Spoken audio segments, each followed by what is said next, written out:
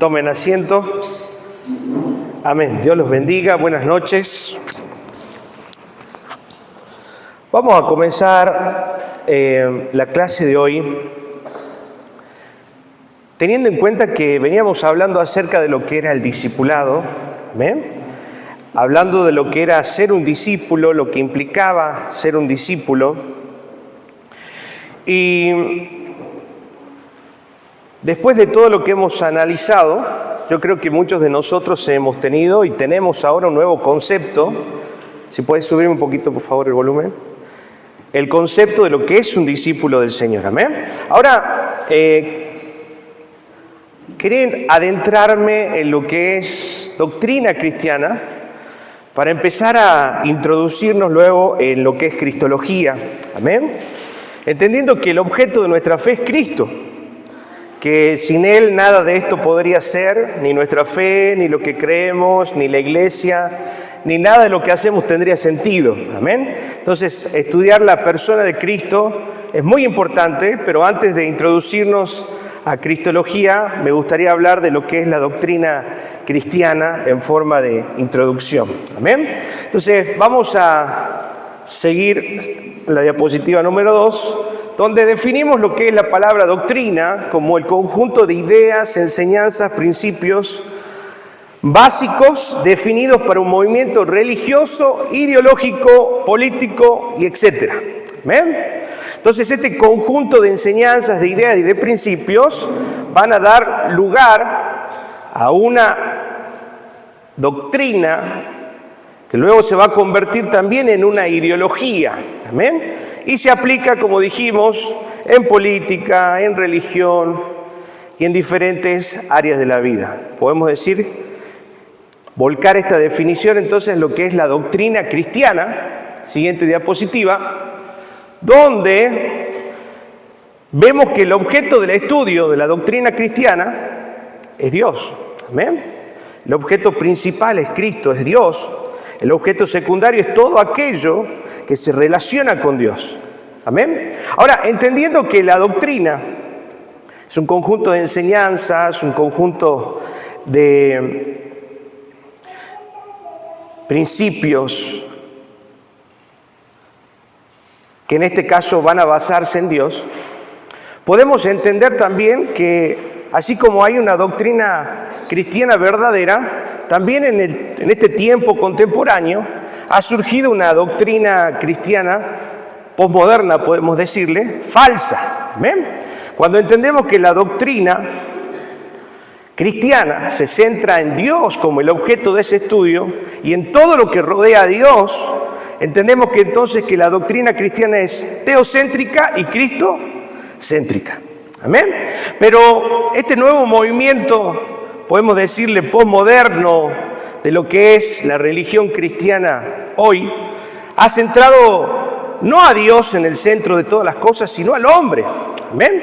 Entonces, cuando hablamos de sana doctrina, hablamos de todo lo que está enfocado en el centro como Dios, y en este movimiento, como le digo, posmoderno, está centrado el hombre. Esto quiere decir que el mensaje que hoy se predica es relacionado más al bienestar, al cumplimiento de los deseos, al cumplimiento, podemos decir, de los sueños que el hombre quiere alcanzar, sin tener en cuenta a Dios en su vida. Amén.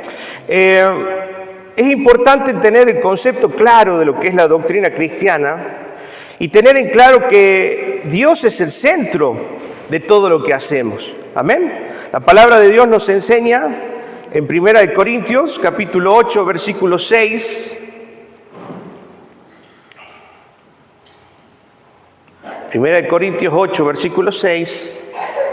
Vamos a ponerlo. Dice: para nosotros, sin embargo, solo hay un Dios, un Padre, del cual proceden todas las cosas, y nosotros somos para Él, y un Señor Jesucristo, por medio del cual son todas las cosas, y nosotros por medio de Él. Eso podemos definir o dar una definición de lo que es la doctrina cristiana. Es todo lo que se basa en Cristo. Todo fue creado por Él y para Él.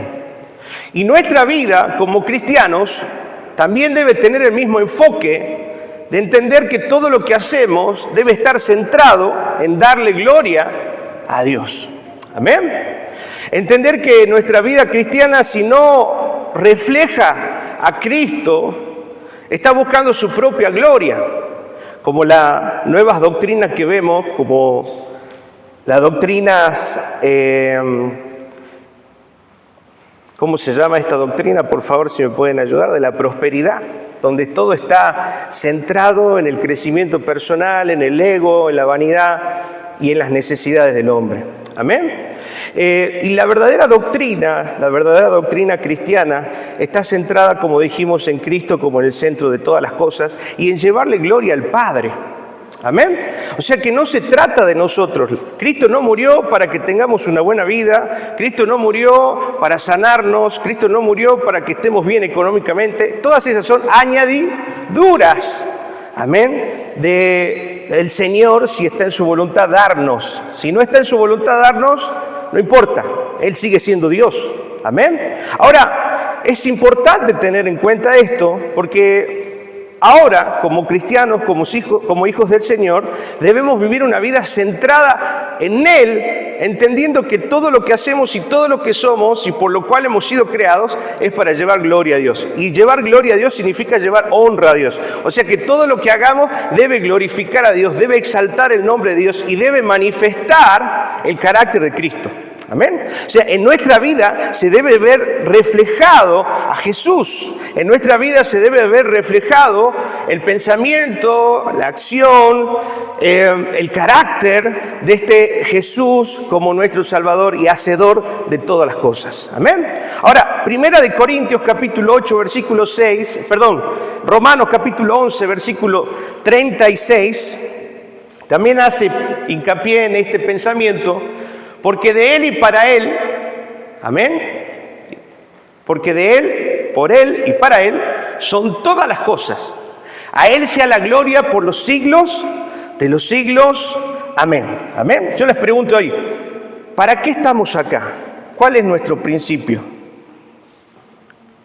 ¿Glorificar a quién? A Dios. La única forma de glorificar y llevar gloria a Dios es siendo como ¿quién? Como Cristo. Amén. ¿Y Cristo sabe por qué murió? Como les dije, no murió para darnos beneficios económicos, sanidad, ni cosas materiales. Cristo murió para llevar gloria al Padre en primer lugar y para darnos redención. Amén. Y a través de esa redención, llevarnos a ser como Cristo para que nosotros podamos también darle gloria al Padre. El fin de todas las cosas es glorificar ¿a quién? A Dios. Dios Padre, Dios Hijo y Dios Espíritu Santo. Amén. Ahora, vamos metiéndonos un poco más en lo que es la doctrina.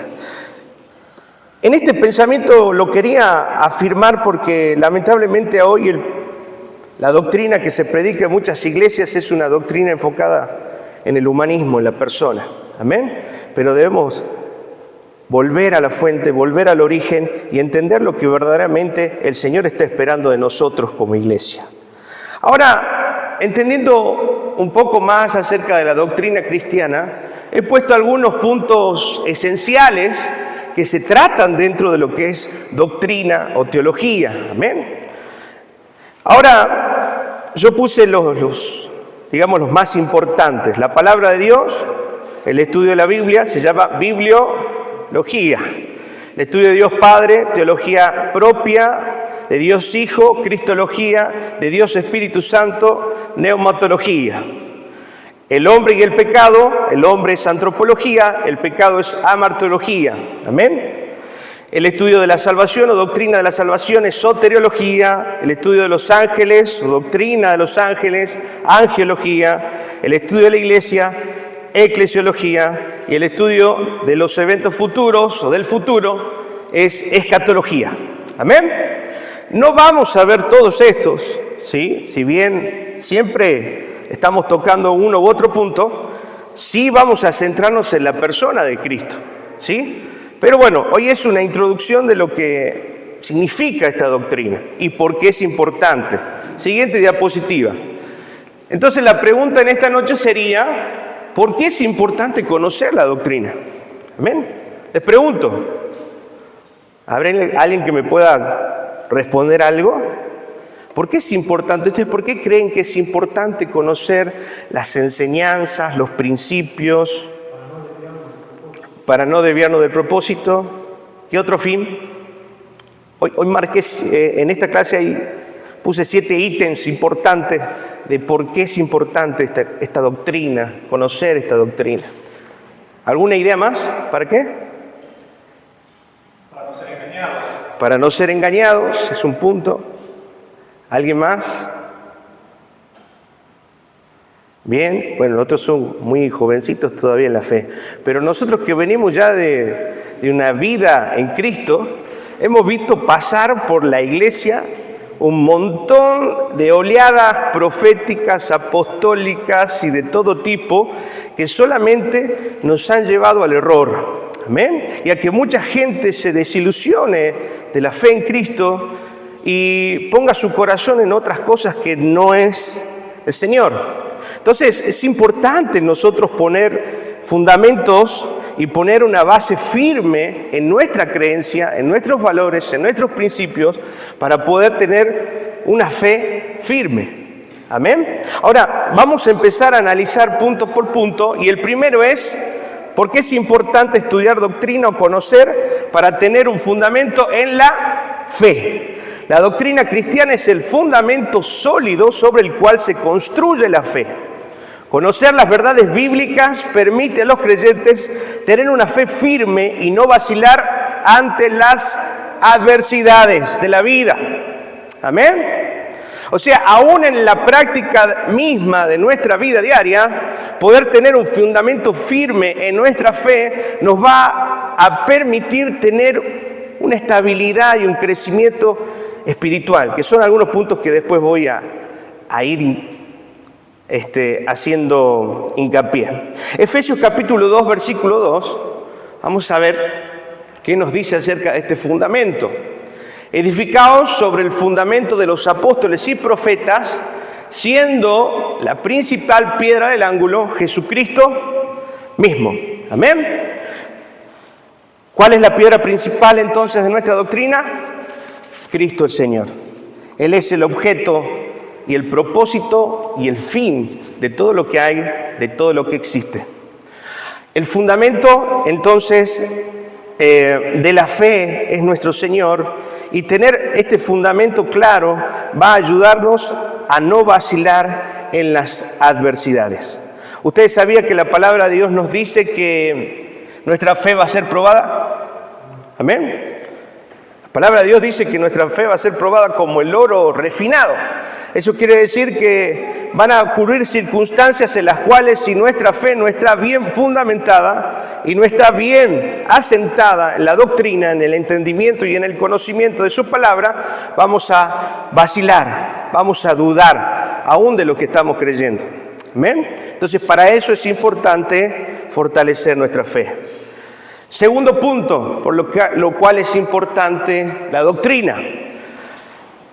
Protección contra el error, que es algo que estábamos hablando recién.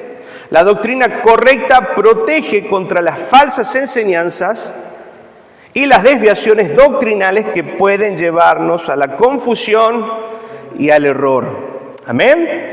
Por eso en la introducción que hicimos de discipulado, hablamos de la gracia de alto costo y la gracia barata. ¿Sí? Que hay mucha gente creyendo que camina por el camino de la salvación y vive como quiere, sin tener en cuenta los principios del Señor, creen que son salvos. Amén. Cuando la palabra del Señor nos dice que aquel que practica el pecado no le agrada al Señor, sino que es hijo del diablo e hijo de ira.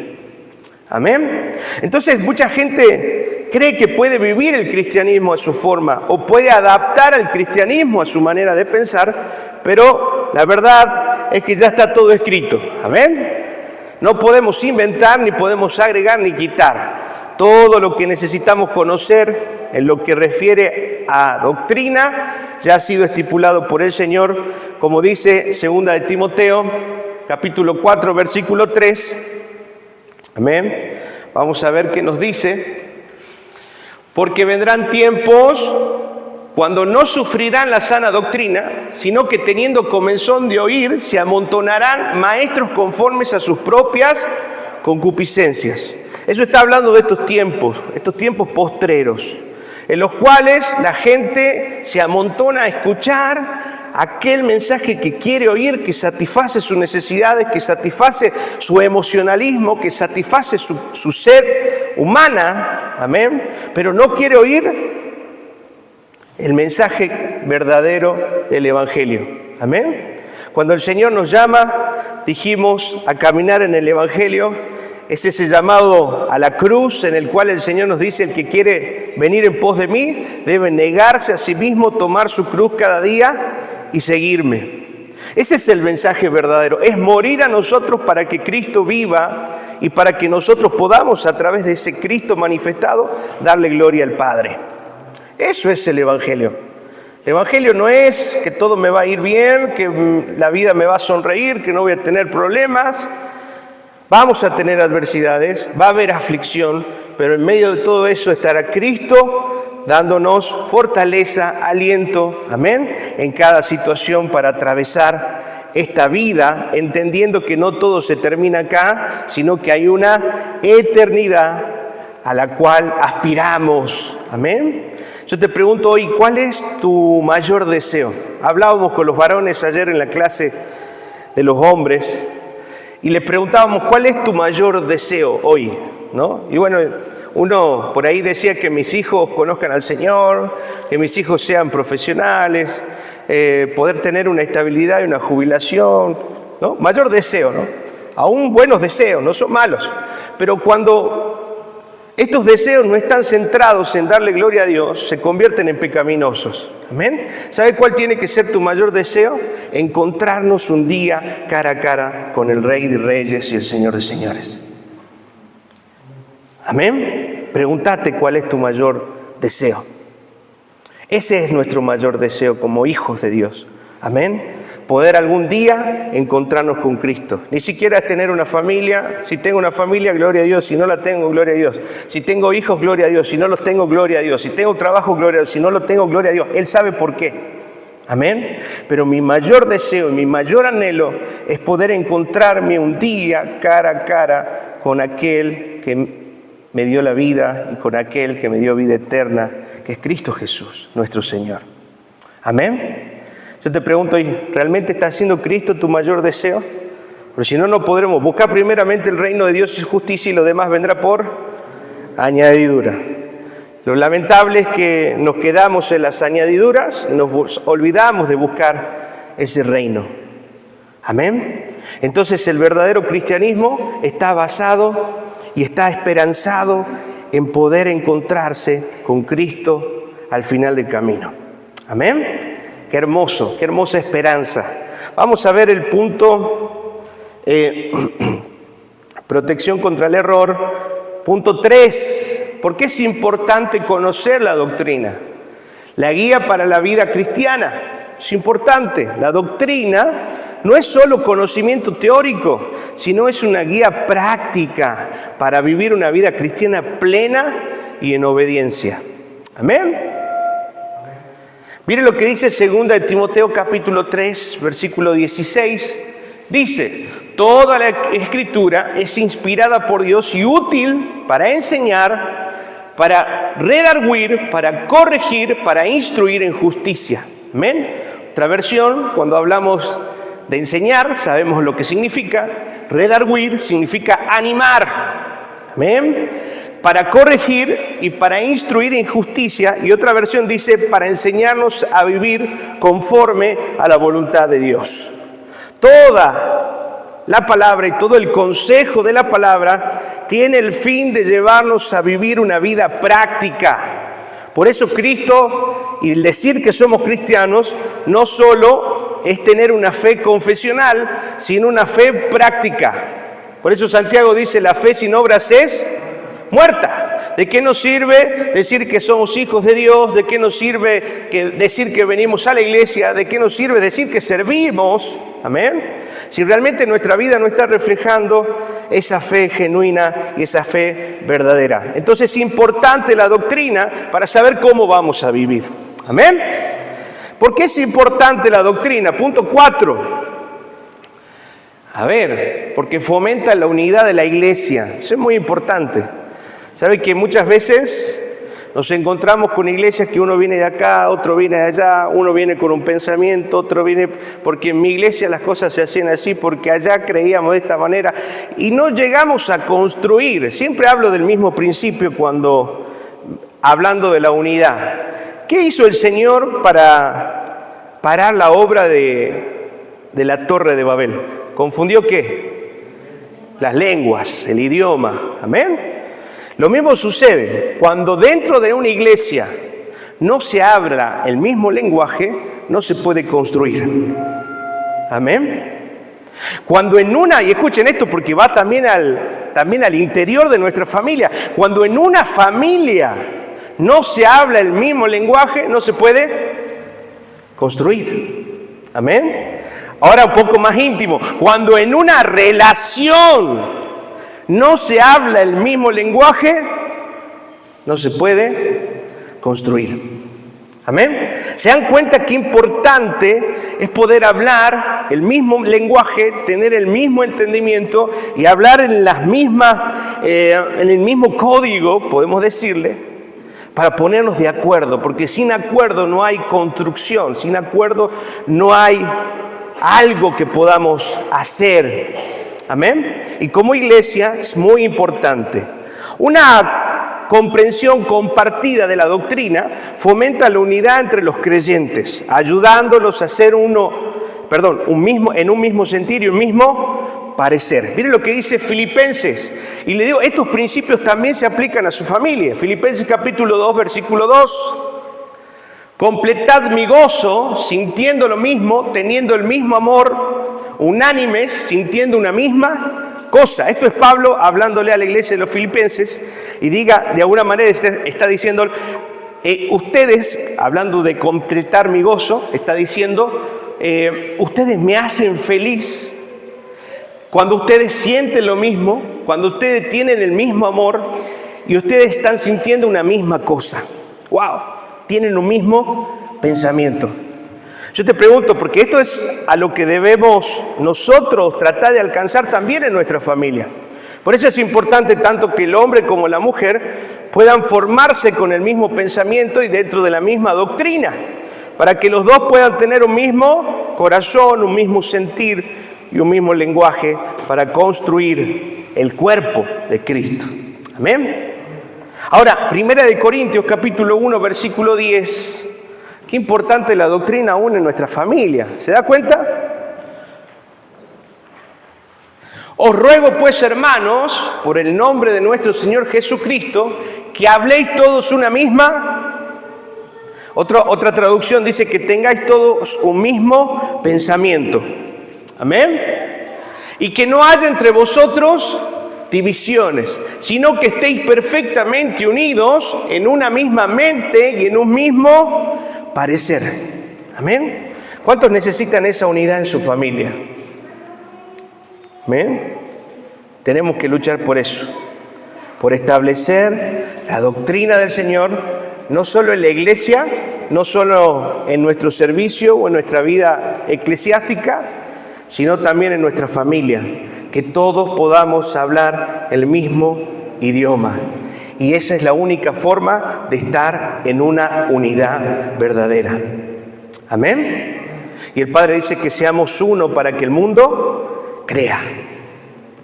Es tan importante que como iglesia podamos creer y decir y tener la misma verdad y practicar la misma verdad, para que los que miren de afuera nos miren a nosotros imitando a la misma persona, a Cristo.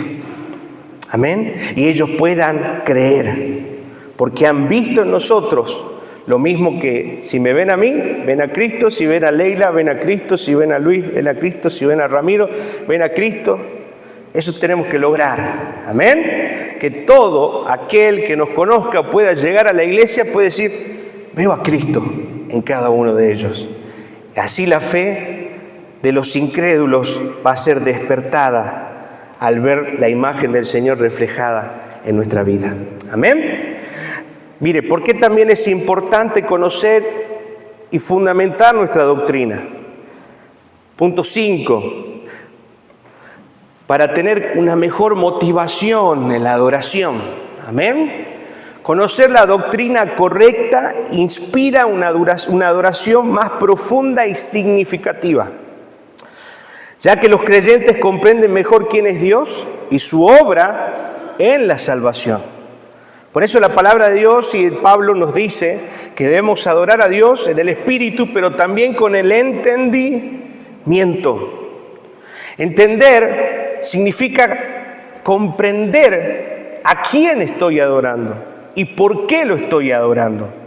No son, y a veces reducimos la adoración solamente a las canciones, pero la adoración es una vida de obediencia. Decirle que tienes al lado, la adoración no son solo las canciones lentas, sino que la adoración es una vida de obediencia. Amén. Pero poniendo el ejemplo de la canción, amén, que es una forma de adorar. La ofrenda también es una forma de adorar. ¿Usted sabía? Porque la adoración es reconocimiento. Y a través de la ofrenda yo también estoy reconociendo que todo lo que tengo viene de Él. Amén. Ahora, poniendo el ejemplo de la adoración en la canción, vemos que mucha gente canta porque suena lindo, canta porque la melodía es pegajosa, pero ¿cuántos se detienen a poder interpretar, entender y vivir lo que están cantando? Amén. No se trata solo de cantar, se trata de vivir. Hace unos días veíamos un reels ahí de un pastor.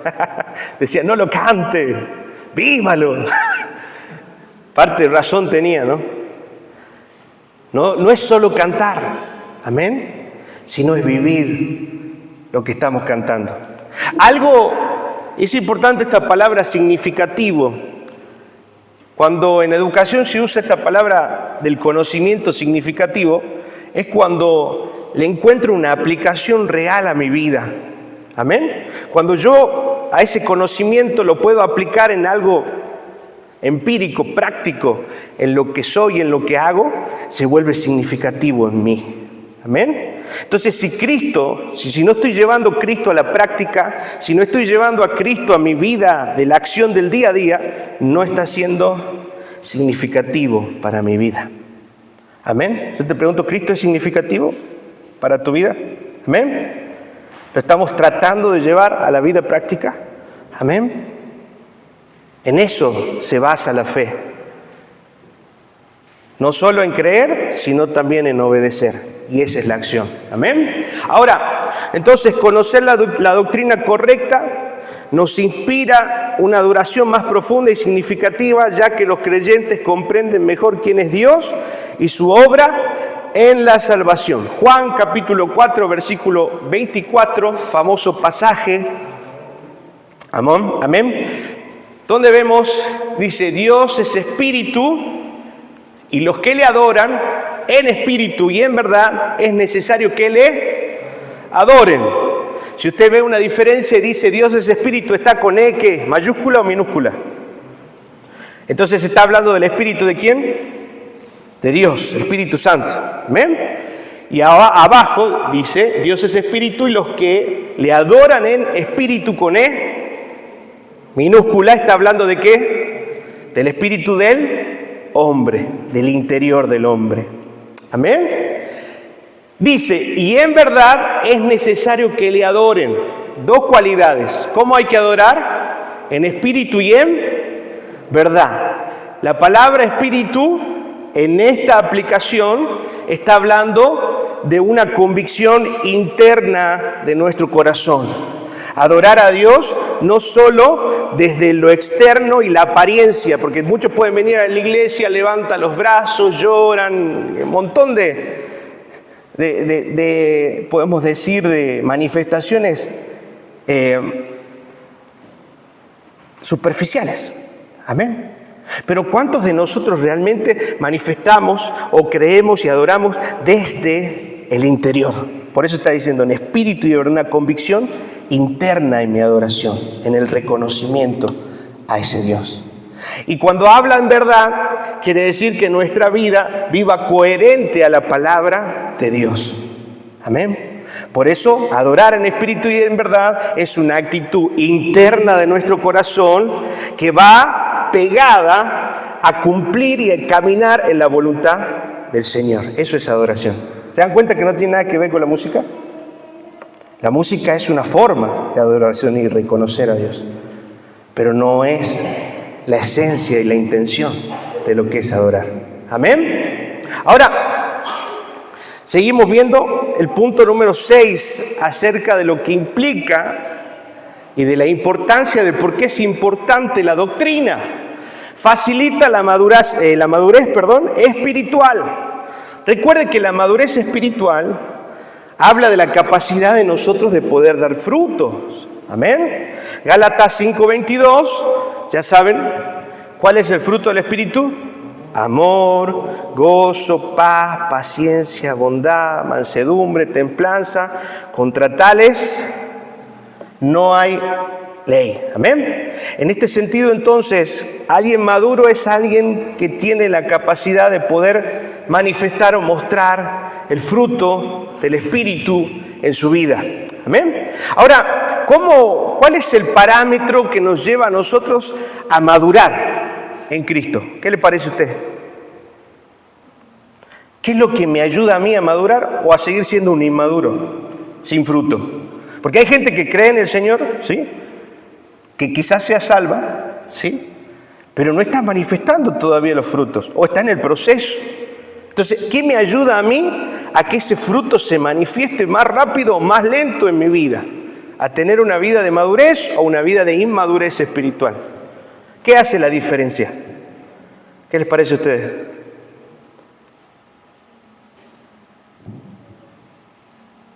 La obediencia. Amén.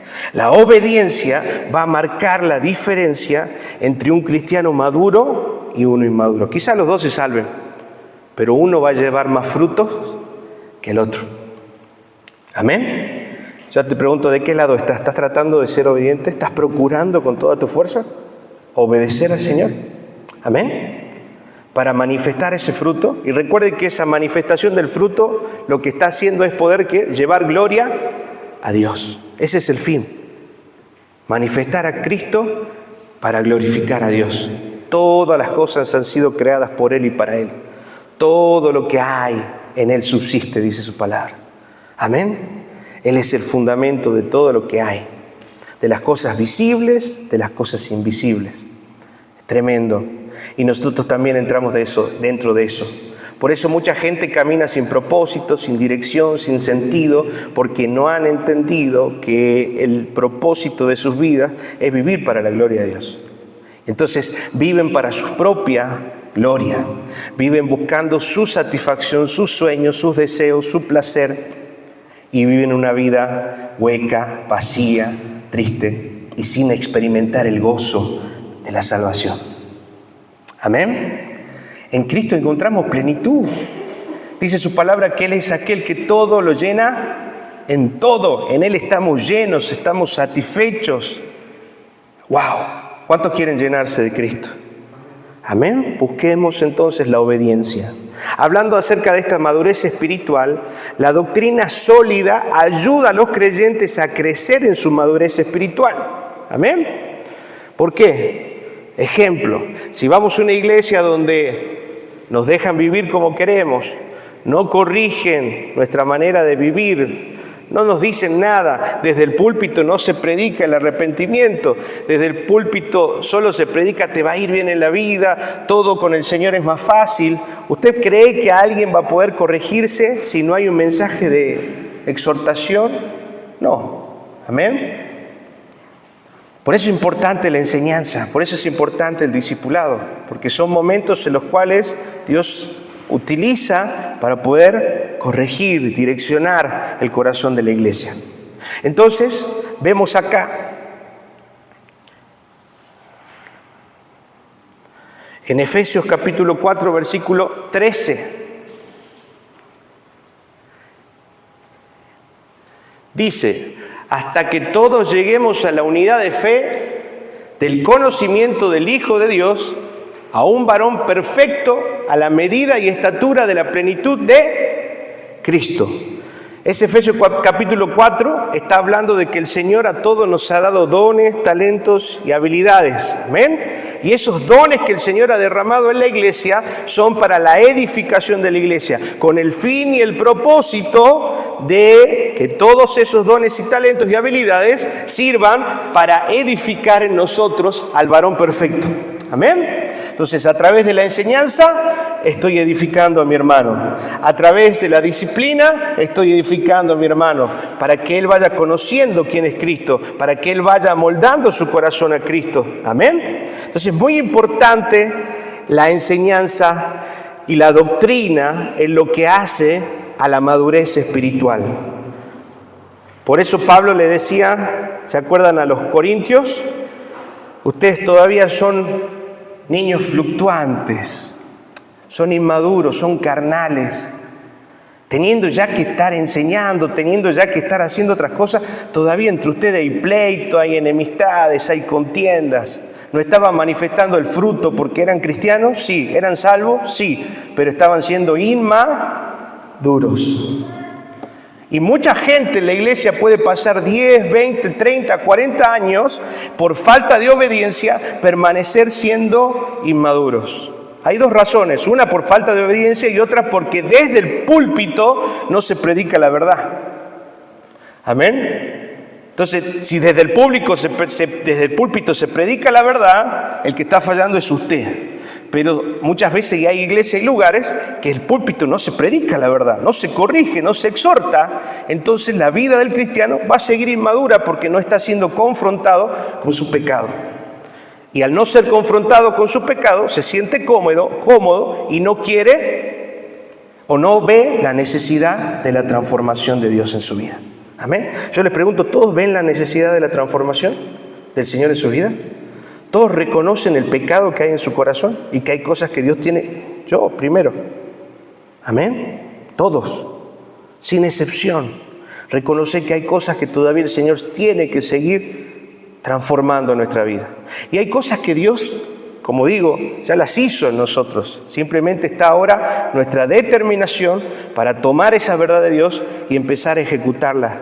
Y decir, si Dios ha dicho que soy santo, es que puedo ser santo. Amén. Si Dios se ha dicho que me ha dado paciencia, es que tengo paciencia. Si Dios me ha dicho que tengo paz, es porque tengo paz. Y vivir en esa paz. Tomar el desafío de vivir en la verdad de lo que Dios ya ha hecho en nuestra vida a través de Cristo. Amén. ¿Seguimos? Punto 7. ¿Por qué es importante la doctrina? Les pregunto, ¿están entendiendo algo? ¿Sí? ¿Se comprende? ¿Se entiende? ¿Sí? Bien. ¿Por qué es importante entonces seguir profundizando y conocer esta doctrina? La preparación para el testimonio. Conocer bien la doctrina permite a los creyentes dar razón de su fe de manera efectiva, proclamándole el Evangelio con claridad y con convicción.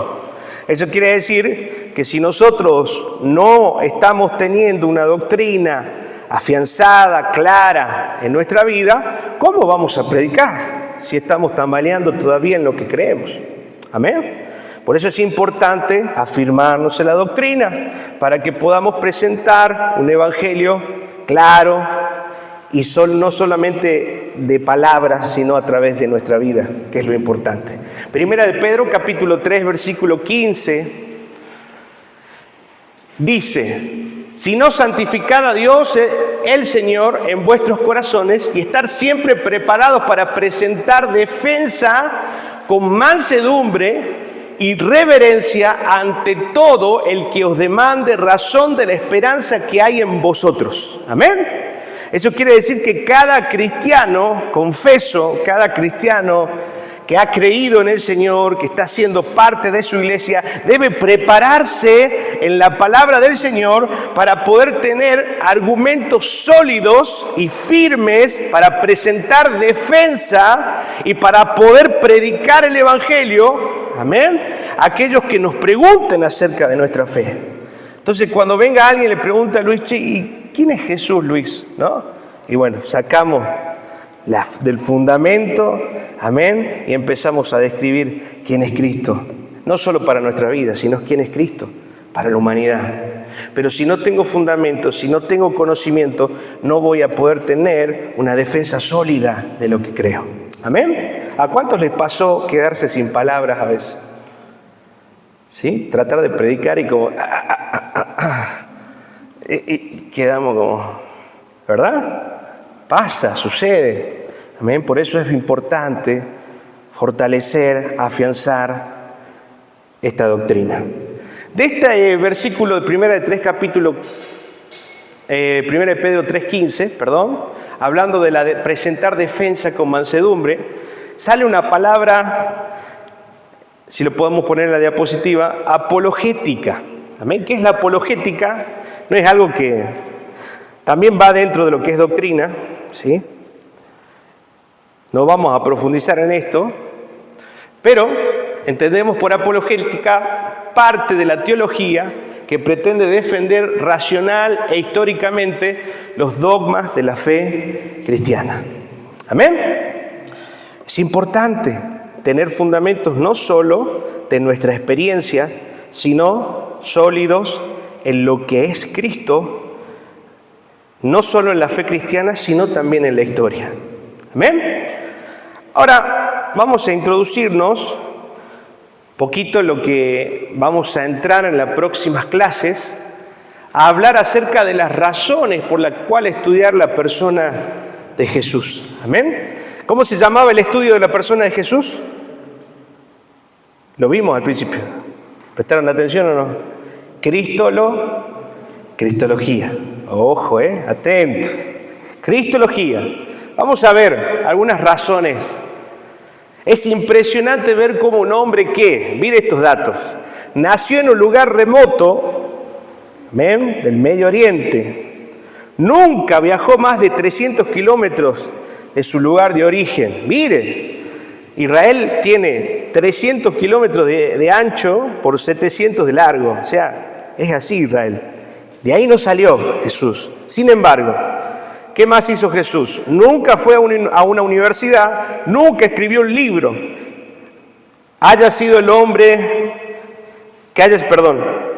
teniendo todos estos datos, es importante y es impresionante ver que haya sido el hombre que más ha impactado el mundo, hasta el punto que hoy en día todo el mundo se ve forzado a hablar antes de Cristo y después de Cristo. Amén. Entonces vemos que no solo es una figura en lo que es la religión y la fe, sino también ha marcado la historia. Amén. Es real, Cristo existió. Hay documentos históricos de hombres que ni siquiera fueron cristianos, como Josefo, historiador romano, que habla acerca de la existencia de Cristo.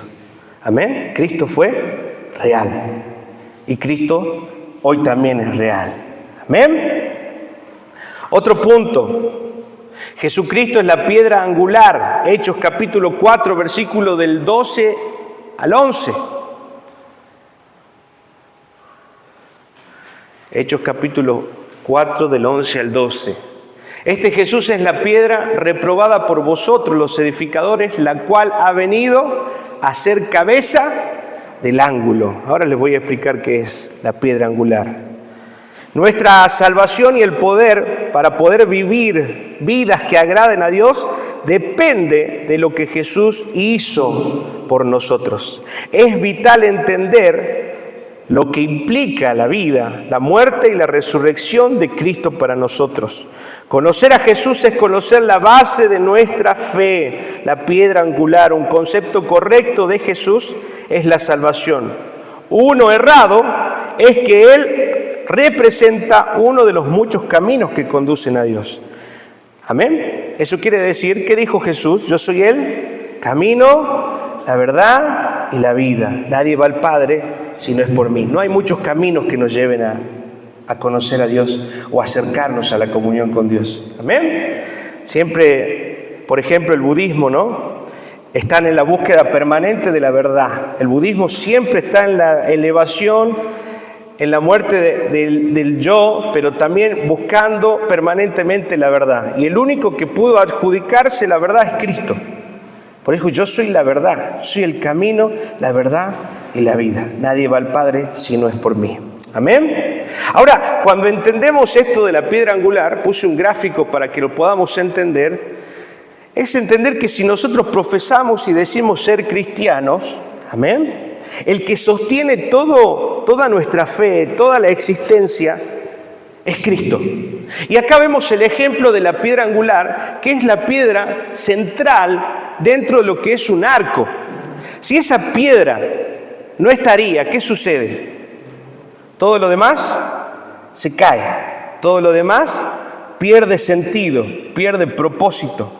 ¿Amén? Eso significa que Cristo es la piedra angular. Cristo es aquel que le da propósito, sentido, dirección a nuestra fe. ¿Amén? O sea que si Cristo no estaría en ese lugar, nada de lo que es sería. Ahora, la piedra angular arriba en el centro es la que cierra el arco, como puede verse, y está construida con ángulos de los lados porque el ajuste tiene que ser perfecto. Esta piedra debe ser muy fuerte, pues soporta todas las presiones. ¿Amén?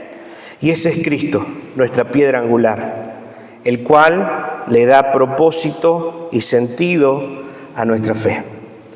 Hasta ahí voy a continuar. Le damos gracias al Señor por esta noche. No quiero extenderme mucho hoy.